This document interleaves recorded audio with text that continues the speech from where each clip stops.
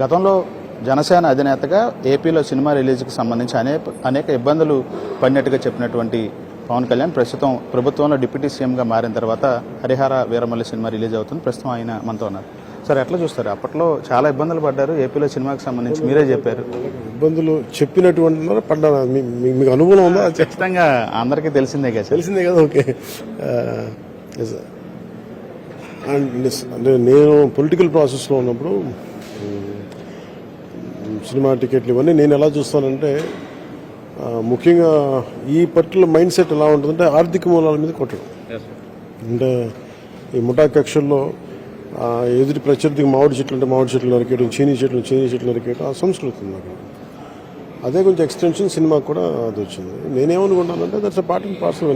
మీరు రాజకీయాలు ఉన్నప్పుడు ప్రత్యర్థులకు చేయకుండా ఉండకూడదు అనుకోవడం అది నా వివేకం. అందుకని but I took a chance, that's fine. అంతేగాని దాన్ని ఏదేదో టిట్ ఫర్ టాట్ లా కాదు. కానీ ఆ రోజు ఎంత బలంగా ఉన్నాను, ఈ రోజు అంతే బలంగా ఉన్నాను. సార్, హరిహర వీరమల్లి సినిమా అంటే ఛానల్ గ్యాప్ తర్వాత వస్తుంది. ఏంటి మిమ్మల్ని అంత ఆకట్టుకున్న కథాంశం? ఎందుకంటే ఎప్పుడు మీరు హిస్టారికల్ బ్యాక్గ్రౌండ్లో సినిమా చేయలేదు, ఇలాంటి పీరియాడికల్ సినిమా.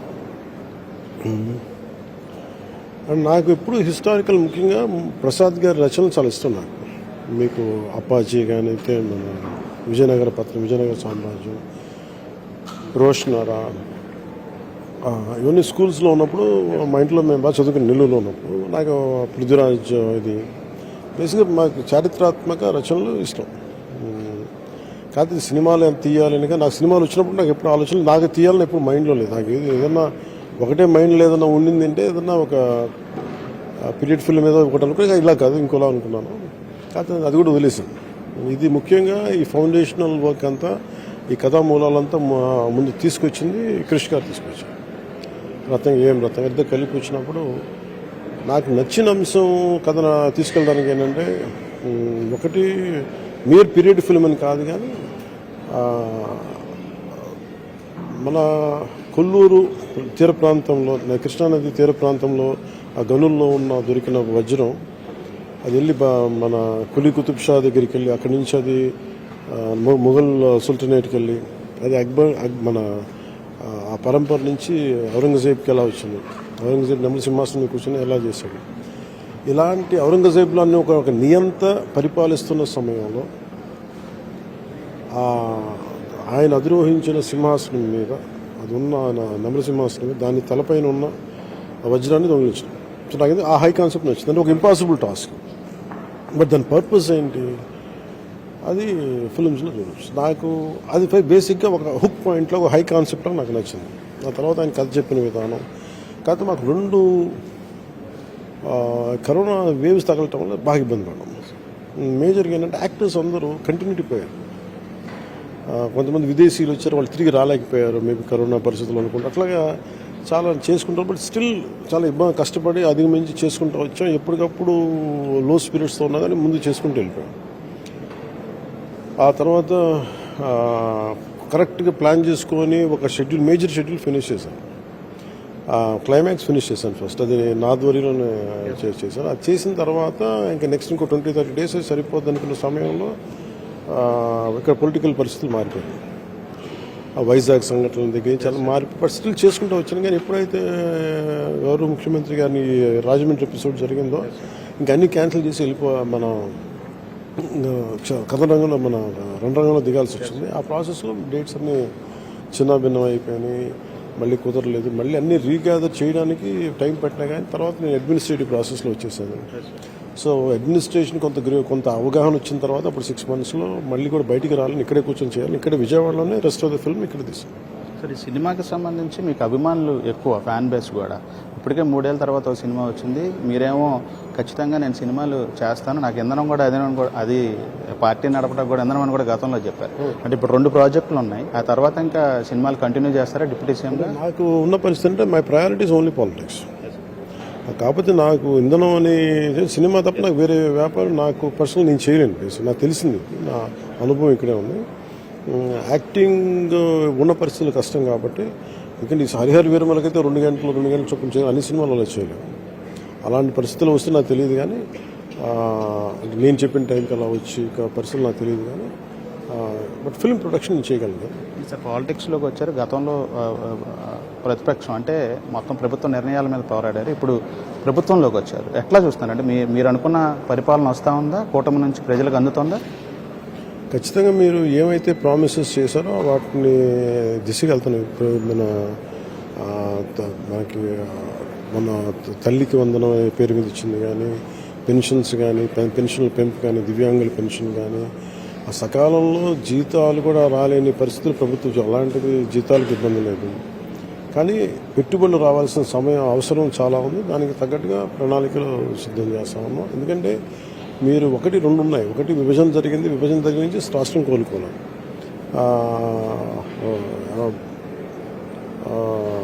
దానికి తగ్గట్టుగా మళ్ళీ అదనంగా ఈయన ప్రభుత్వం వచ్చి, గత ప్రభుత్వ నేతలు వచ్చి ఇంకా పాలనా వ్యవస్థను అస్తవ్యస్తం చేశారు. ఇలాంటి పరిస్థితుల్లో తిరిగి కోలుకొని కూడా తీసుకోవడానికి చంద్రబాబు గారి నాయకత్వం కానీ, ఆయన అనుభవం కానీ చాలా పనిచేస్తుంది.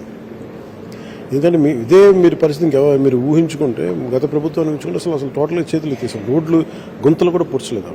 అలాంటిది ఈరోజు రోడ్లు వేస్తున్నాం, రహదారులు వేస్తున్నాం. ఇప్పుడు దాకా ఏ మూల 70 సంవత్సరాలుగా ఈయన రోడ్లు మనం ఈ గిరిజన ప్రాంతాల్లో, డోలీకి వెళ్ళే ప్రాంతాల్లో కూడా రోడ్లు వేస్తాం. ఇది గుడ్ సైన్ ఆఫ్. డిప్యూటీ సీఎంగా మీరు పరిపాలన మీద ఫోకస్ పెట్టారు. పార్టీ విస్తరణకు సంబంధించి క్యాడర్ బాగా ఎదురు చూస్తుంది. 21 సీట్లలో పోటీ చేసి గెలిచారు. మిగతా అదనపు స్థానాల్లో కూడా మీరు ఫోకస్ పెట్టాలి, పార్టీ పదవులు బాధ్యతలు కూడా ఇవ్వాలనేది కూడా క్యాడర్ ఎదురు చూస్తుంది. దాని మీద విస్తరణ మీద ఫోకస్. విస్తరణని కాదు కానీ బలోపేతం చేయాల్సిన అవసరం అయితే చాలా ఉంది. అంటే విస్తరణ ఒకసారి ఏమైపోతుంది, కూటమిలో ఉన్నప్పుడు ఈ పదం అది రాంగ్ ఇండికేషన్ ఇస్తుంది. కానీ దాన్ని నేను ఈ విధంగా సవరించి చెప్తున్నాను. ఖచ్చితంగా నేను పార్టీ అంటే నేను ఇంకా అడ్మినిస్ట్రేషన్ మీద దృష్టి పెట్టాను, రాష్ట్రం మీద దృష్టి పెట్టాను, కానీ పార్టీ మీద అది నేను చెప్పుకుంటాను వచ్చాను. నాకు కొంచెం సమయం కావాలి. ఎందుకంటే ఇంతమందికి మొట్టమొదటిసారి మన అధికారంలోకి వచ్చాం. దీంట్లో కొంత ఒడిదుడుకులు ఉంటాయి. అన్నీ కూర్చోబెట్టి అందరినీ సమన్వయపరచడానికి, సరిదిద్దడానికి కొంచెం సమయం పడుతుంది అని చెప్పాను. అది అందరూ అర్థం చేసుకున్నారు. ఈ ఆగస్టు మిడ్ నుంచి 3rd వీక్ నుంచి స్టార్ట్ చేస్తారు. క్యాబినెట్లోకి నాగబాబు గారు ఎప్పుడు వస్తున్నారు సార్? ఎందుకంటే దానికి సంబంధించి ముఖ్యమంత్రి గారే నేరుగా ప్రకటన విడుదల చేశారు. ఇది ముఖ్యమంత్రి గారు ఆయన సంపూర్ణంగా ఆయన తీసుకోవాల్సిన నిర్ణయం తీసేసుకున్నారు. ఇది ముఖ్యమంత్రి గారి నిర్ణయానికి సంబంధం లేదు. ఆయన నాగబాబు గారి క్యాబినెట్లో తీసుకోవాలి, ఆయన దగ్గర ఇది ఎక్కడ ఆగింది నిర్ణయం అంటే నా దగ్గర ఆగింది. అట్లాగే ఈ మొత్తం ప్రభుత్వానికి సంబంధించి అధినేతగా ఉన్నటువంటి సీఎం కానీ, మీరు డిప్యూటీ సీఎం కానీ కలిసి వెళ్తున్నారు. గ్రౌండ్ లెవెల్లో చిన్న చిన్న ఇబ్బందులు వస్తూ ఉన్నాయి. వాటి మీద అలా ఫోకస్ పెట్టి అంటే మనం ఇప్పుడు మీరు చూసారు, అంబానీ లాంటి కుటుంబంలోనే 2 అన్నదమ్ములు కొట్టినారు. ఒకటి తల్లి బిడ్డలు. అంటే క్యాడర్కి ఏం చెప్తారు అంటే ఇవన్నీ అంటే నేను ఏంటంటే అలాంటిది 2-3 విభిన్నమైన పార్టీలు ప్రజా సంక్షేమం కోసం, ప్రజల తాలూకు బాగు కోసం వచ్చినప్పుడు కొంత పై స్థాయి నాయకులు ఉన్నంతగా కింద స్థాయిలో అంత మెచ్యూరిటీ కనిపిస్తుంది. అదేంటంటే చాలా మెల్లిగా ఒక్కొక్కరిని సరిదిద్దుకుంటూ రావాలి. కొన్నిసార్లు మా నాయకులు కొంత అవగాహన లోపం ఉంటే దాన్ని సవరించాలి. అలాగే మిగతా కూటమి పక్షాల్లో ఉన్న ఎవరైతే ఉన్నారో అవి కూడా సహకరించుకుంటూ వెళ్ళాలనేది నా అభిమతం. దాని ప్రకారం నేను ముందుకెళ్తాను. అంటే ఇప్పుడు జరుగుతున్న లిక్కర్ స్కామ్ అరెస్టులకు సంబంధించి కేవలం జగన్ని టార్గెట్ చేసి అరెస్ట్ చేయడానికి ఈ ఫ్యాబ్రికేటెడ్ కేసు కట్టారనేది వైసీపీ నేతల విమర్శ ప్రధానంగా కూటమి మీద. కేసు అంటే వాళ్ళు ఏ కోణం నుంచి అంటారు నాకు నిజంగా అర్థం కాదు. వాళ్ళ విమర్శ నేను వాళ్ళకి చెప్పదలుచుకుంది. ఒకటి, మీరు మద్యపాన నిషేధం చేస్తామని వచ్చారు, అసలు ప్రైవేట్ ప్లేయర్స్ని తీసేశారు. మొత్తం మీరే ప్రైవేట్ కంపెనీలకు ఇచ్చేసి మొత్తం ఏకపక్షంగా వాళ్ళు లిక్కర్ అమ్మారు. దట్స్ స్పూరియస్ లిక్కర్, కల్తీ లిక్కర్. ఆ లిక్కర్ బ్రాండ్ ఏంటి, క్వాలిటీ టెస్టింగ్ ఏంటి లేదు. అవి తాగిన వాళ్ళు ఎంతమంది చచ్చిపోయారు తాడేపల్లిగూడలో తెలుసు. అలాగే అసలు చనిపోకుండా నరాల జబ్బులు వచ్చేసిన వాళ్ళు ఇంకెంతమంది మనం చెప్పలేము. జీవితాలు చిన్నాభిన్నం అయిపోయింది, ఛిద్రం అయిపోయింది. దానితో ఎక్కడ లెక్క పక్క తెలియదు.